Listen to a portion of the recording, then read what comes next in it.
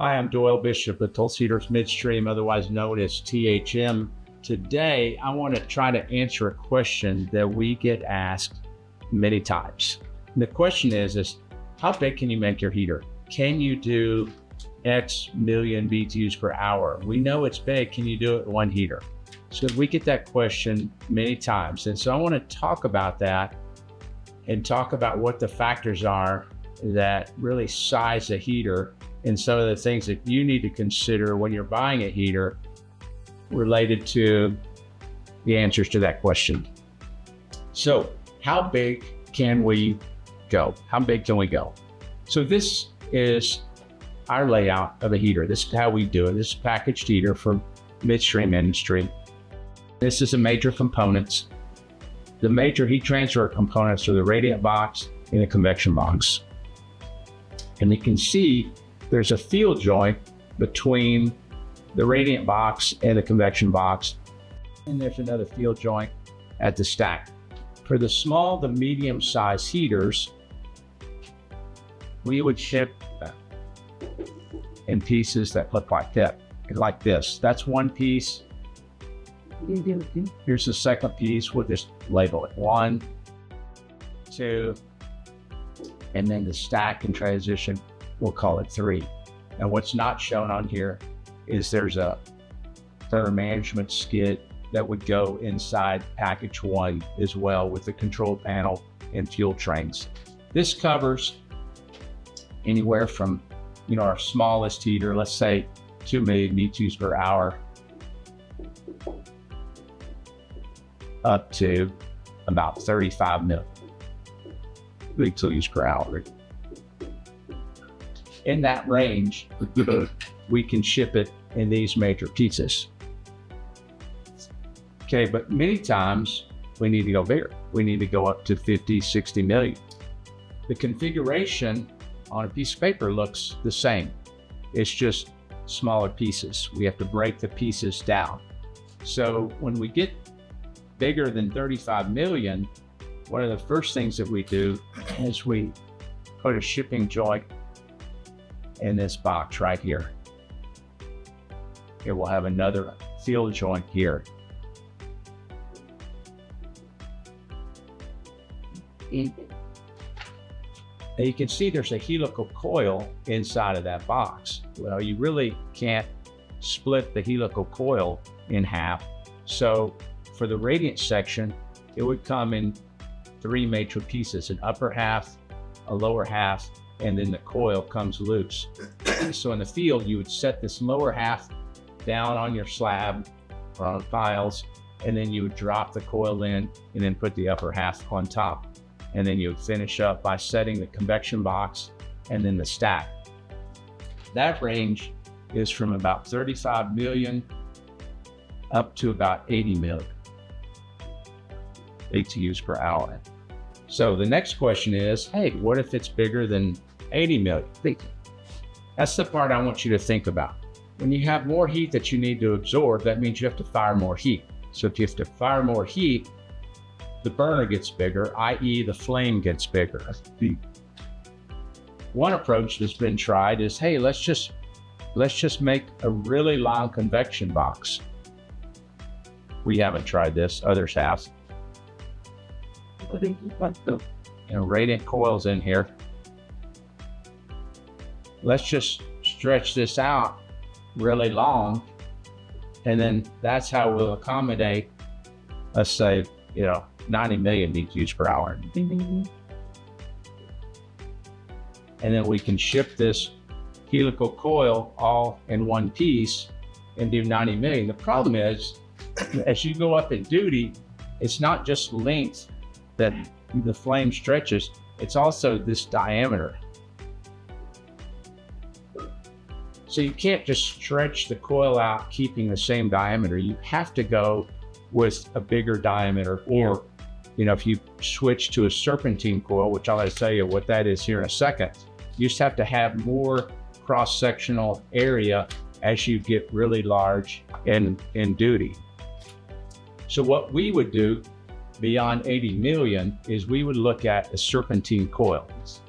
What that looks like is, well, first I'm going to draw a cross section of A helical coil, this is a cross section like this. As you might imagine, I've got the circular coil in here that looks like that. This is helical. Serpentine, it's a real fancy name, is like if we just made the coil horizontal and had return bends like this. That's serpentine. This is what it looks like in cross section, right? I have tubes on the roof, tubes on the wall, tubes on the floor, like it. This is what we call serpentine.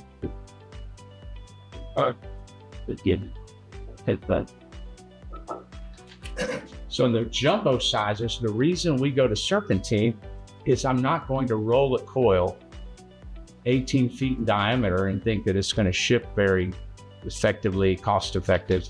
18-foot diameter going down the road is going to cost a whole lot of money. So to go really bigger this way for these jumbo sizes, you really need to be looking at a serpentine coil, because what this allows us to do is actually have shipping breakpoints. I mean, you can make it actually in 4 pieces if you wanted to, and then that really ships well. I can break it up, have panels with pre-installed coil, and I can assemble this in the field with the bolted connections in the box. There's different ways to do it. I mean, I could make my brake plug there. I can make it vertical. There's different ways. If it gets really big, I'm looking at flat panels and shipping it that way. What I'm trying to say is don't be fooled. You can't get there by just stretching this radiant coil out for these jumbo sizes. You're going to have flame impingement issues. You're going to have coil failures.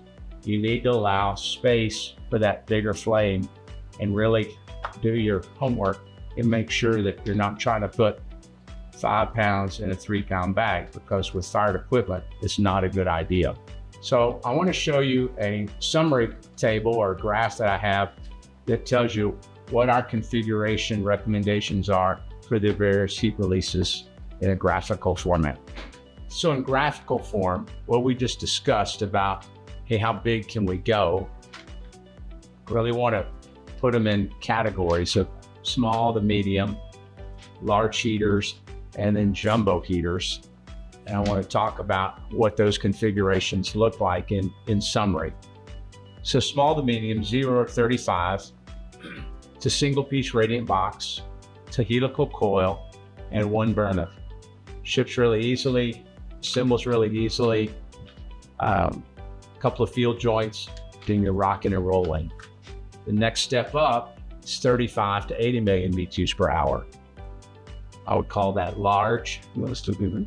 Again, it's a helical coil, it's 1 burner, but the radiant box is now 2 pieces, 2 halves, a bottom half and a top half. You got an extra field joint to put together, and you have to set the radiant coil once you set the bottom half of the radiant box down. 80 is a little bit soft. I mean, if you came to me and said, hey, I'm at 82, I'd probably say, yeah, fine, let's go with that. I'd have to look at it, but 82 is probably good. 80 is a nominal number. Then jumbo, what do we do with jumbo? This is where we would say you got to depart from a helical coil. And you have to depart from a helical coil mainly just because you don't want to ship an 18-foot diameter coil. And you probably need something bigger than what you want to pay for shipping. This size for us, the helical coil maxes out at about 13.5 feet. It's big, but it's still within reason to ship from a cost standpoint. If you get much bigger than 13.5 feet, it start getting really expensive to ship and handle. So that's when we would jump to a serpentine coil on the jumbo sizes. It's a multi-piece radiant, so the box is going to be in pieces. You can't ship, a 16 by 16 cross-sectional box either very handily. So that's going to be in multiple pieces. And then I'm going to say multi-burner. And it's probably not just right at 80, but at some point when you get up to, let's say, maybe 90, 100 million BTU per hour absorbed, you're going to be looking at multi-burners, probably 2 burners. If you're in the 100 20 million range, definitely 2 burners, but there's really no cap on size. At some point we might say, hey, it's not feasible to do it horizontally. Let's do a vertical heater and we can put 6 burners in it. But there's really no cap that you're going to hit with duty in a fire heater. It's just how many pieces do you want to end up putting together in the field. Hey, thanks for joining. If you enjoyed this episode, hit like or subscribe to get more information about process heating and Tulsa Heaters Midstream.